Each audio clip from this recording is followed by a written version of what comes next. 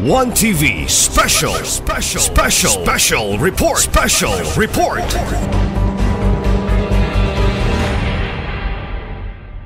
So, I think the majority floor leader and the committee chair on budget and finance can give advices on how to allocate for the funds. Yes, Honorable Chair, I'm aware that the main problem of the barangay first, initially, is where to get funds to create the impounding area. As the good Councilor Honorable Moralan said, dakang experience sa mga barangays nga kung kahoy lang nga ordinaryo maguba kay ang iro usay tikos gana kailangan gyud nga steel nga materials para ma-assure ang pag-safety nga dili gyud maikas ang iro. So, this require funds, Honorable Chair, and that is why the title was changed, denoting and providing funds. Therefore, we know, Honorable Chair, that funds is required to emanate from our budget. And for next calendar year, 26, next year, the Minister's Office is now preparing the budget. All departments are required to submit to the Minister's Office the budget, and the law says by March it should be submitted. And by June, makulit na ang mga budgets. And by October 16, it should be submitted to City Council for approval, Honorable Chair. As of this time, wala pa ma-submit City Council, but I am aware na giprepare na sa atong City Minister's Office because our budget, the law says, City Mayor is the sole person accountable and responsible for the budget. Mo galing kini atong ordinansa karon nga nangindahay ta nga patikag pundo, this needs the consultation of our Chief Executive, Honorable Chair, whether is prepared to allocate funds for this purpose. Nabasay posibleng pundo makuha to be certified by City's Office. As of now, this petition as Chairman of the Committee of Finance, wala pa ko nakita, Honorable Chair. That's why Section 15 on funding is of that poll instituted because this requires a vision of amount which is still blank. We cannot just determine City Council complete amount. Okay, we need to consult the LCA, Local City Executive, pila ang mahatang pundo. That's why at one time I sent a message to Honorable ko nga kung pwede di ang limapi sa atong ordinance. Kaya wala ka ng pundo pa nga nato na konsumayor, and there is no mechanism yet unsaon ni pag bahin-bahin sa barangay. No mechanism. And I guess sorry na sibot lang nga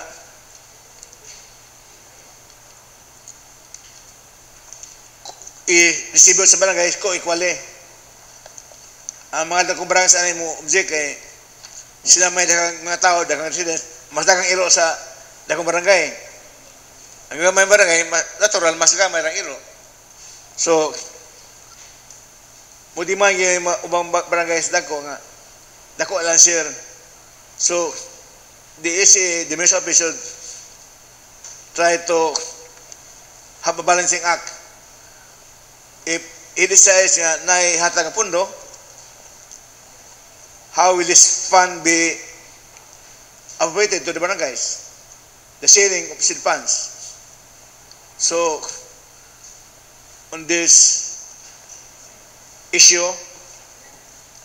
I'd rather suggest that will deepen this further on this 6 to 15 until we're able to eventually consult the mayor about his take of this ordinance, which requires him to provide funds.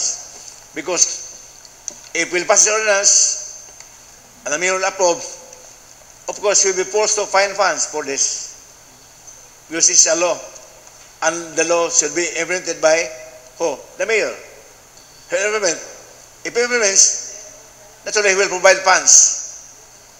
So before we approve the ordinance, we have to consult the mayor kung pila ba pondo yang mahatag.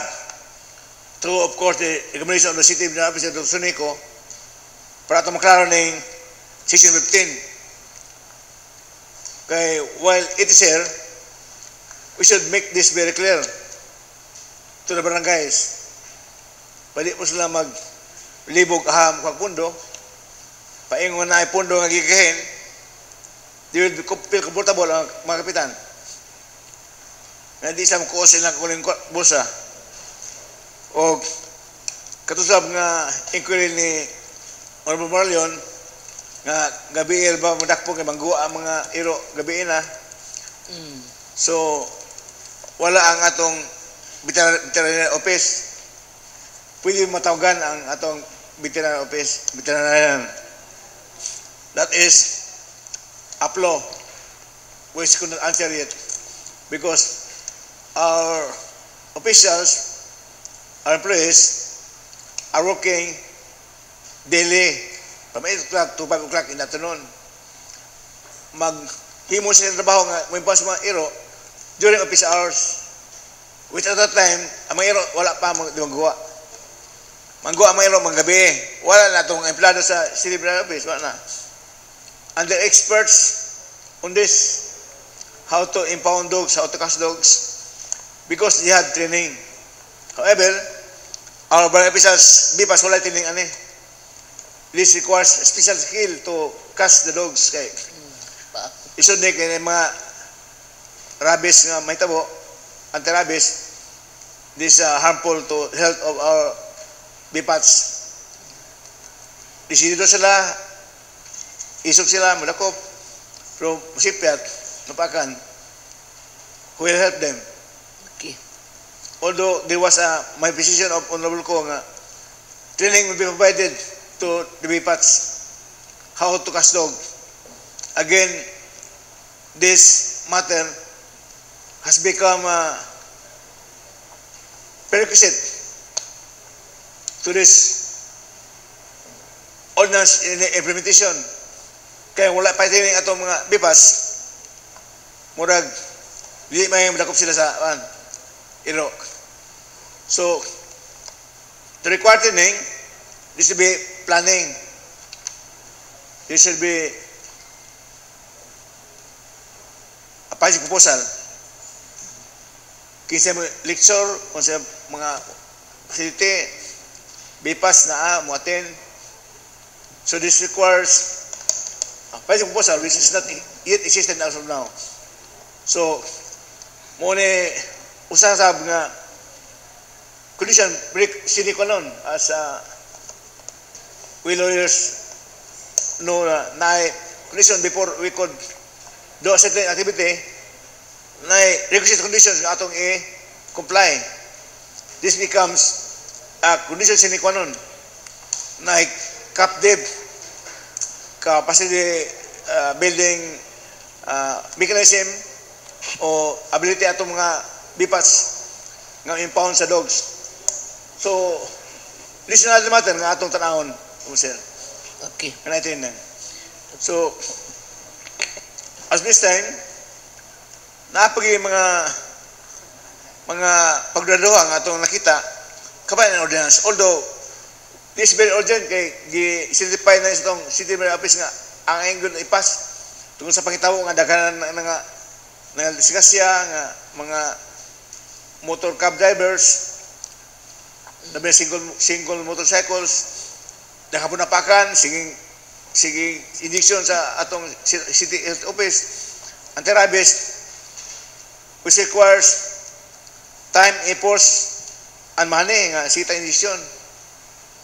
Kunya, panahon na gila ang sumpuon ng iro. Mas as you want, we still need to do certain things before we approve this ordinance. Number one, consult the mayor on the funds available to the city and the budget president. Number two, verify the funding capacity of every barangay. Kung kaya bigyan nila nga maghimong i-funding ligon. Kaya nadungo to si Honorable Leon, gusto siya nga ligon good sa iyang mga kapitan nga session. So, we could not argue this. We can argue against it. Kaya atong ino nga, pwede kawayan lang, basig puhon, maguba, kita yung manubag noon. Nga, nakagawa gapon.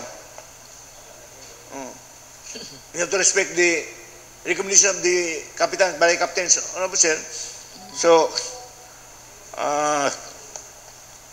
we are this to the tackling of all the other issues. Kaling mga issues giving out ni Honorable Leon are significant issues that we have to settle, Honorable Sir. In the meantime. So may I ask the thank you, Honorable. Opinion of our sponsor, Honorable Ko? Yes, kung sa maya ni, may klaro yun ang budget para sa mga barangays na wala mechanism. No? Madam Chair? Madam Before, Chair. excuse me, before acknowledging Honorable Ko, Honorable Suiso is raising Madam Chair. later. Thank you, Madam Honorable. Chair. Naalang ko yung point of clarification, Madam Chair, regarding sa ato ang kaning ordinance pending sa ato ang plenary karon. 3 questions to raise, Madam Chair, para dili lang gid pud ni siya bitaw ma-delay, then dili na pud siya malay on the table. Probably we could address some of the mga loopholes or gray areas sa ato ang ordinance. Yes, it's true that maglisod taog kanang pasar o ordinansa kung blanco ang atong amount kay na by funds thereof gi-provide. Manang during the deliberation sa public hearing, naatay point adto nga was there any chance nga ang atong mga iro ato ang palitan og mga chips? Kining mga chips mao ni siya mo-identify nila kung kinsa yung tag-iya ato ning isulod sa lawas sa iro dahil pagkahuman kung na madisgrasya magamit na tag laser. I think the veterinarian already made a kanang preliminary costing regarding that. Ang isa ka chip cost 650. Mo bitaw nga kung mo hatag og funds si LGU, kung natay 650 then nanatay initial nga kana bitong paliton nga chip good for 2,000 ka mga ero, that would be 1.3 million. So maybe isa na sa i-propose nato sa funds thereof kay mangutana man gud pud si mayor pilay gusto niyo i-budget. In fact, 1.3 is just gamay ra gyud kay ni kung we compare that sa ato ang supplemental ug sa ato ang mga savings nga I think it's more than 35 million. And then ikaduha, with the 1.3 million naamay toy portion pod sa ordinansa nga 25% goes to LGU and 75% adto sa taga-barangay. So, income po siya sa barangay ang 75% of the penalties nga ma-incurred. Why not using the 25% nga i-accumulate nato nga para palit og anti-rabies vaccine para sa mga bipat kung naay mapaakan. This way, ato ning ma-address ang katong issue nga kung naay mapaakan, maribre ba kay mahara ba kag anti-rabies, that's 1,200 per vial per vaccination nga ikatulo ka session, so that will cover up. And ikatulo, I just like to ask the proponent regarding sa 3-month registration or the moratorium of who will conduct the said registration. Kay I know nga kung mag-registration na naagi mga pet owners anang animo angkon kay naraba sila mga iro nga mga laaw. So how are we going to address this? Kung makapaak na ila din nang deny nga sila ilahat ng iro. So kaning pagkandak sa moratorium is lisod-lisod yun. So kasi magkandak ani si barangay ba or si veterinarian? Okay. Okay, Thank you of your manifestation, Thank you. Honorable Suiso. Before the response of Honorable Ko, the proponent of this proposed ordinance, I would like to recognize also Honorable Waminal for his comments and manifestation. Thank you, Madam Chair. Good afternoon, everyone. This is in addition to what has been manifested by Honorable Carlo Moralion, Madam Chair. Yes, tinuod dili sa yon ang pagpangita og budget. Okay man tong gikuan sa proponent.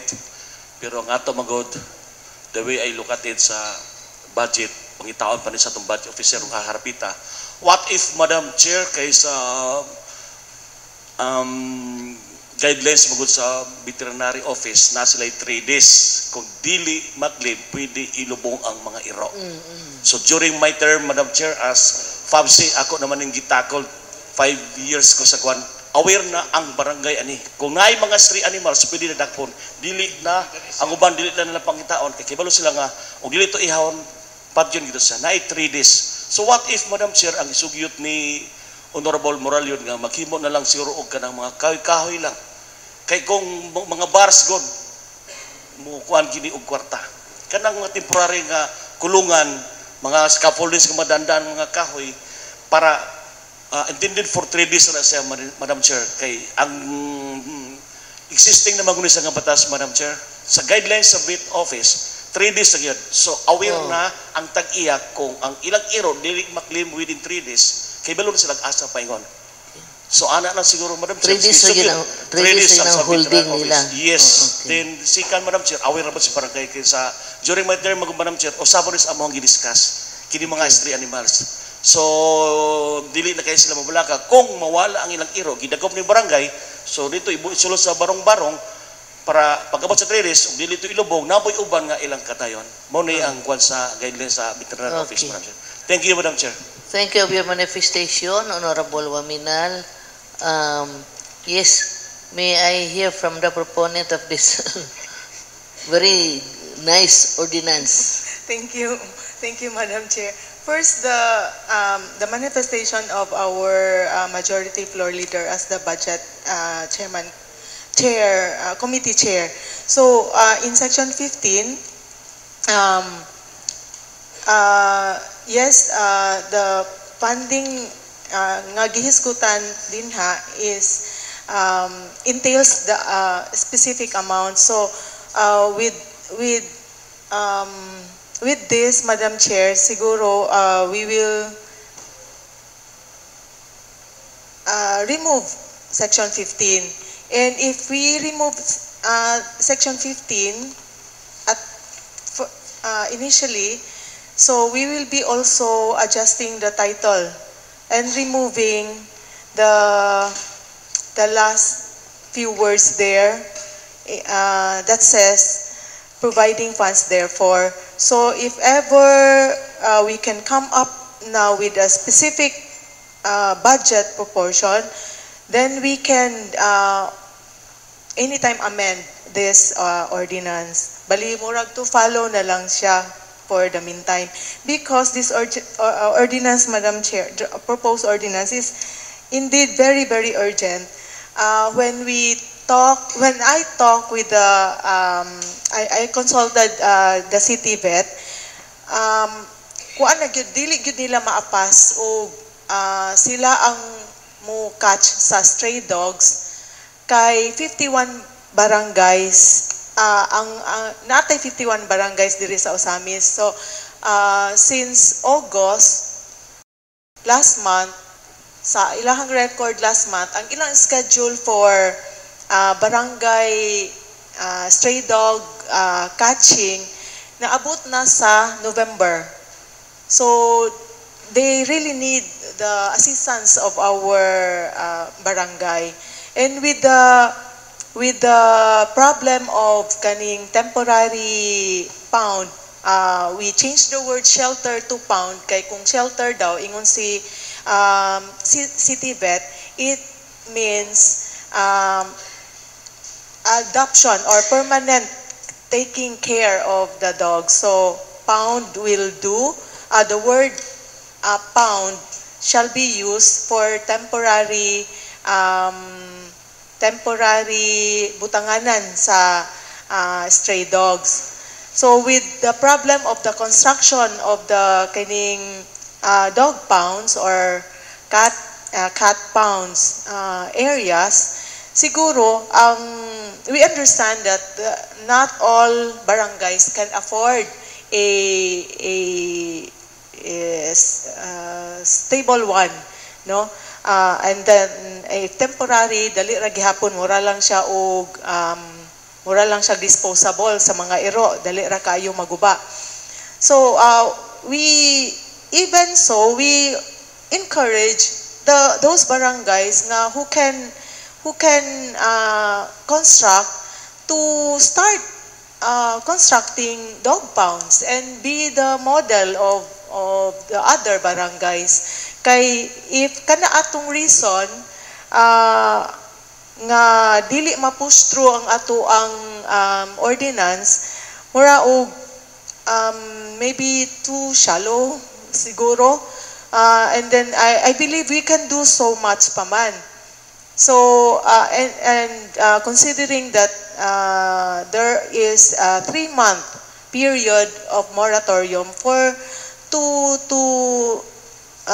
everyone to be to prepare for this ordinance. And katong gi-manifest ni Honorable Dinky Sueso regarding sa chips, yes, it's practical, it's easy, pero I think we should prioritize first the budget on the construction of the cages. And yung second is ang katong mo collect, no, according to our city vet, gamay ra kaayo ang owners nga mo collect sa ilahang sa na-impound nga dogs, meaning to say stray dogs gyud kasagara ang ilahang nadakpan or naa sa dalan, which is very harmful sa ato ang syudad, kay because ang mga human beings man ang na-put into danger kung mapaakan, madisgrasya because of this stray dogs. So we have to solve unsaon nato pag-control sa the population sa stray dogs with this ordinance, making sure that owners shall be responsible dog owners.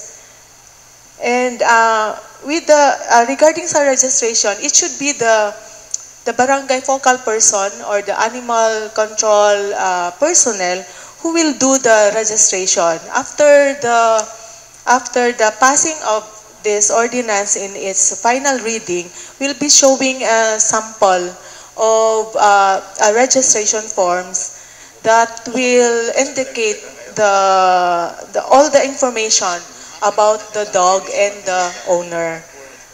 So I think as of now, katupa ako ang matubag, Madam Chair. Thank you, Honorable Po, of your manifestation. Yes, Honorable Salvador. Then Honorable Moralion and Honorable Salvador. Thank you, Madam Chair.